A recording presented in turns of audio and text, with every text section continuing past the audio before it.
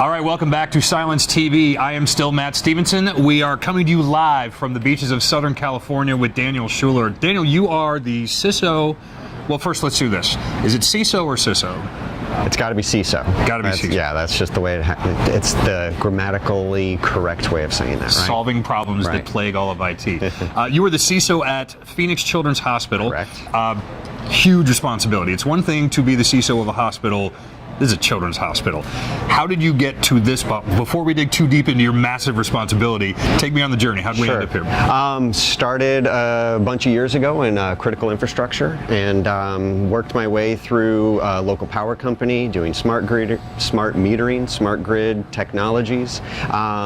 Transferred on to nuclear consulting, where we designed cybersecurity programs for nuclear reactor companies in America. It was a great time. Got a lot of travel in. Figured out all the places in the United States I don't want to live. All the super fun sites. All the super good stuff, right? And ultimately settled with Phoenix Children's Hospital. It was a great opportunity to work for a great company with a great cause, a great mission, and they definitely needed some security. So, power structure. Let's do that again. So infrastructure, power grids, nuclear power plants. Let's do what's the one thing that might be even more responsibility than that? The Children's Hospital. Kiddos, right? All kinds of different things going on with hospitals in the last couple of years. Been huge vector targets. Is there something that is even more appealing about going after a children's hospital for a bad guy? Well, I mean, we've got all of your same stuff. We've got the systems they're after, we've got data, we've got all of these things. While we do treat smaller patients, we're not necessarily a smaller target. So we have to be up on all of the same security lingo that everybody else is. So while it's a different industry, it's kind of the same game. We keep the bad guys out. That's what we do. Any similarities from what you were doing before, whether it was the infrastructure side of things or nuclear plants, whatever? I mean, is there crossover beyond just we have to protect the data?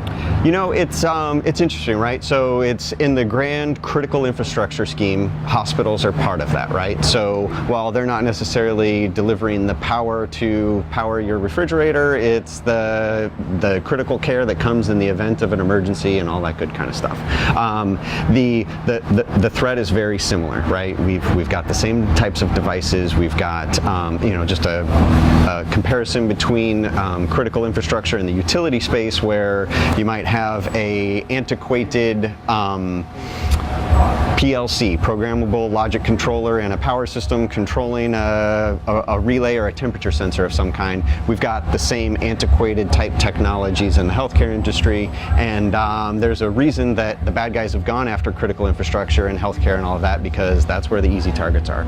So, and again, I see a lot of similarities there. It's for lack of a better term, it's IoT, but also medical equipment notoriously difficult to have security installed on. Like, what kind of things do you and your team focus on to make sure, you said antiquated, right. How do you make sure that's protected? How do you go to bed at night feeling like, my hospital's good for the 8 hours I'm going to be gone? You're assuming I sleep at night. Well, but fair enough. No, so it's a great point. So a lot of these systems are not your traditional Windows type systems. They're embedded systems. Maybe there's a flavor of XP or Windows 7, depending on how recently they've been adopted or created. But we can, in a lot of instances, do Cylance on top of them and make that run. In many cases where we can't, we have to rely on other controls. We have to rely on segmenting those off of our normal production networks. We have to rely on educating our users that are, bringing those devices into the environment to help maybe just treat them more appropriately than some of the other devices they work with. And while we appreciate the shameless plug, don't necessarily feel you have to include us in the answer to this question.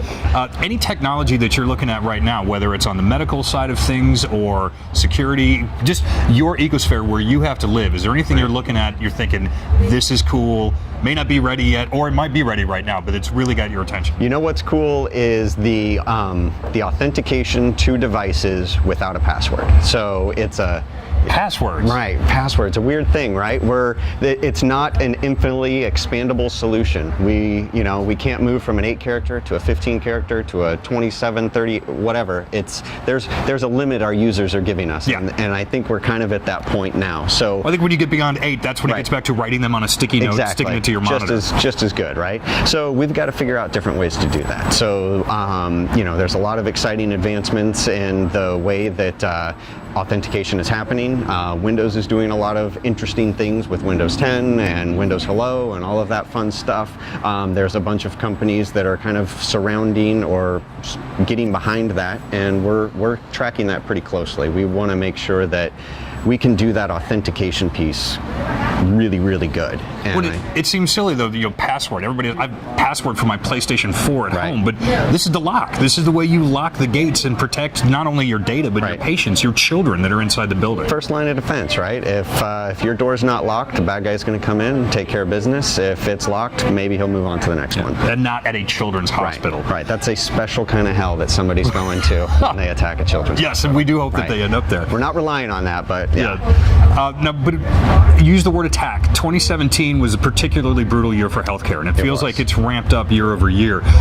Where we are right now, midway through 2018, looking better, the same, worse? I guess I can only go off of my sense of it's feeling better. Now, albeit that's most likely just due to all of the work that was accomplished by my team over the 2016-2017 time frame of really getting the basics of security in place for the hospital. So we spent a lot of time and energy and effort and dollars in getting that right, which we feel is pretty good. So we're hoping that carries us through for the next few years as we just continue to polish our program. Is there any healthcare data left to steal? I'm pretty sure mine has been stolen a few times. Right? So. Yes, right. I think we're all just relying on that next breach so we can continue our credit check history and all of the services that the companies are providing for us. Right, exactly. Right. Shameless plug time. What do you got going on out there? If you want to talk about the hospital, where can we find you on social media, anything like that? I try to avoid all of that. All right, so fair enough. I definitely am on LinkedIn, but just because I have to be. But you know what? Our hospital does a lot of good stuff. So just our foundation alone, I think raised close to $40 million last year to help pay kiddos' medical bills. And without those efforts, we would not be in the position we are right now to continue helping new kiddos coming in the door. And if people want to find out some more information on Phoenix Children's Hospital, where can they go? PhoenixChildrens.com, PhoenixChildrens.org. We're out there. PhoenixChildrensFoundation.org. All the info's out there. So definitely check out the hospital stuff, but the foundation specifically, because the more you give, the more that we can make sure, like you said, the new kiddos coming in, let's protect them as much as we can. We don't get any of that money. It's all to the kiddos. See, that's the best possible answer. If you're looking for more information, you can find us at threatvector.cylance.com. You can also find us on LinkedIn and Facebook. On Twitter, we are at Cylance Inc. and at Cylance Insider. I am Matt Stevenson. You can find me at PacMatt73. We're going to continue to try to save the children of the world with people like Daniel. Stick around.